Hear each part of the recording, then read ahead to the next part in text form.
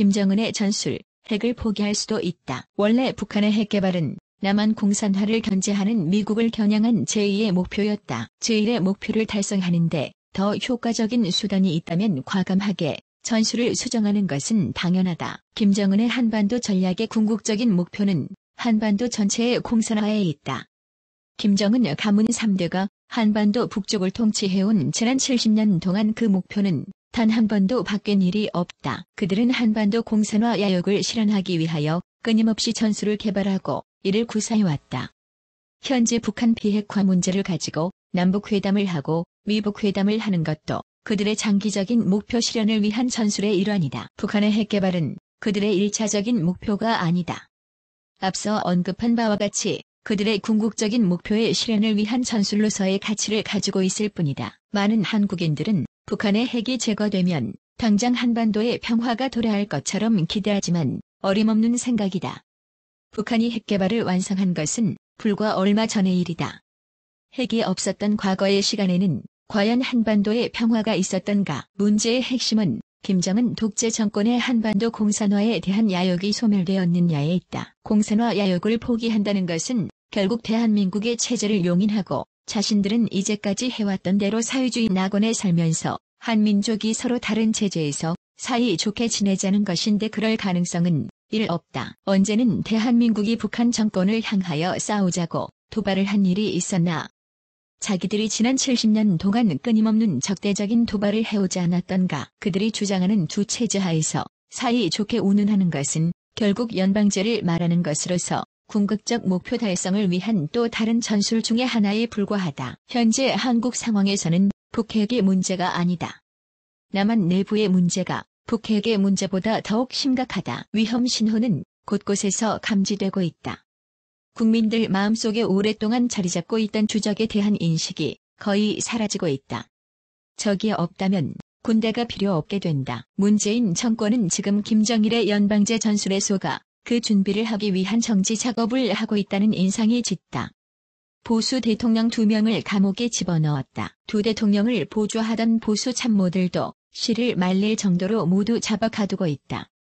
교육계는 전교조들이 장악을 했고 사법부는 국제법연구회라는 단체가 장악하고 언론계는 좌파 노동자들이 점령하였다. 어느 한 곳 예외 없이 모든 조직에서 보수 인사들에 대한 숙청이 무자비하게 진행되고 있는 것이다. 자유 XXX이라는 정체성이 확인되면 어떤 트집이라도 잡아서 들쑤셔 구속을 시킨다. 연방제를 위한 정치 작업의 일환이라는 의구심을 갖지 않을 수 없는 현상이다. 사회 전반에 퍼져있는 좌익들의 역할 분담도 일사불란하다. 국민청원, 언론 보도, 검찰 수사, 구속의 과정이 기계처럼 신속하게 돌아간다. 엊그제는 이명박 정부에서 기무사령관을 역임했던 장군 출신을 댓글 트집을 잡아 구속하였다. 그것은 단순한 전기무사령관 구속이 아니라 군에 대한 경고의 뜻이 담겨 있다. 문재인이 김정은을 만나 표현을 다르게 했을지 모르지만 이래도 나를 못 믿겠냐고 물었다면 김정은의 반응은 흡족한 반응을 보였을 것이다. 미북 정상회담을 앞두고 많은 국민들은 과연 김정은이 미국의 요구대로 핵을 제거할 것인가에 대해 의문을 가지고 있지만 요즘 생각해보니 실제로 핵을 포기할 가능성도 있다. 미국과의 협상 내용에 한반도의 내부 문제에 지나치게 개입하지 않는다는 장치가 마련된다는 전제하에서 핵 포기의 개연성은 상당히 높다.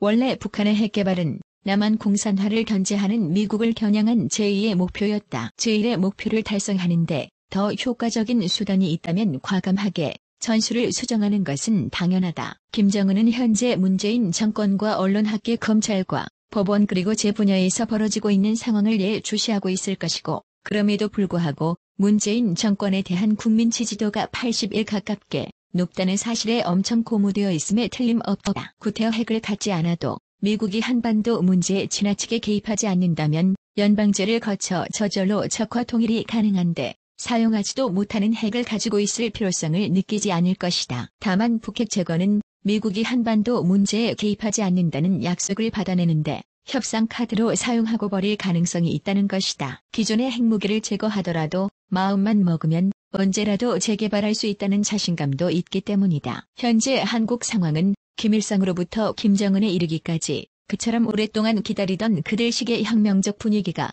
절정에 다다른 형국이다. 필자의 예상대로 미북 회담에서 김정은이 핵포기 의사를 밝힌다면 아마도 남한 내에서 김정은의 인기는 열화와 같을 것이며 현재의 한국 사회 분위기와 맞물려 연방제에 대한 여론도 호의적으로 바뀌게 될 가능성도 있다. 판문점에서 문재인과 포옹하고 몇 마디 하는 것을 보고 70년 동안 가지고 있던 북한 실체에 대한 인식을 하루아침에 바꾸어 김정은을 가리켜 합리적인 인물이라고 평가하는 백성들이란 점에서 우려하지 않을 수 없다. 이래저래 한국의 운명은 트럼프와 김정은의 협상 내용에 결정적 영향을 받게 되어 있다. 대통령이라고 선출해놓은 문재인은 운전대를 잡기는커녕 중재인 역할이나 하며 대한민국의 운명과 이익을 위해 주체적으로 행동하는 것이 아니라 딴 나라 사람처럼 눈치나 보는 조수 역할만 하고 있으니 그 책임은 결과적으로 그를 선출한 국민들이 져야 할 것이다. 트럼프와 김정은 사이에 어떤 내용이 합의될지에 대해서는 모르지만 다음번 글에서는 미국인 일반이 가지고 협상과 합의에 이르는 방식에 대해 몇 마디 하려고 한다.